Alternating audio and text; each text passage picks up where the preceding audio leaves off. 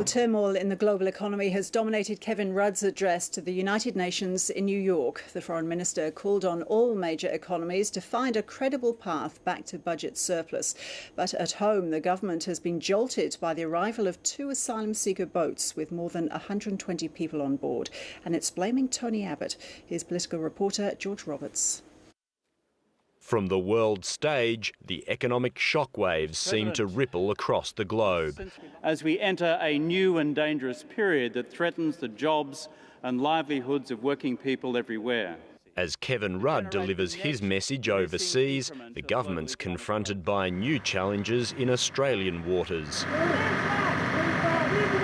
Overnight, 2 boatloads of asylum seekers were picked up in waters north of Christmas Island, with 126 asylum seekers on board. This is, in the view of the government, the result of Tony Abbott sending a very clear message to people smugglers to come on down.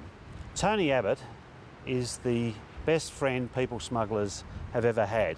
They come at the end of a torrid debate on asylum seeker policy and ongoing scrutiny of the government's Malaysia deal. The agreement, as we understand it, is not legally binding in the sense that it's an executive agreement.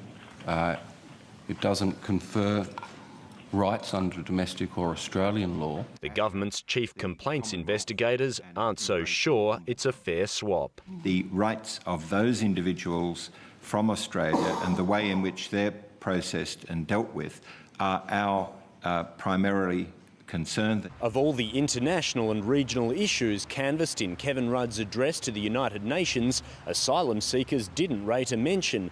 But the 2 boats that have now arrived ensure asylum seeker policy remains the focus of political debate here. George Roberts, ABC News, Canberra.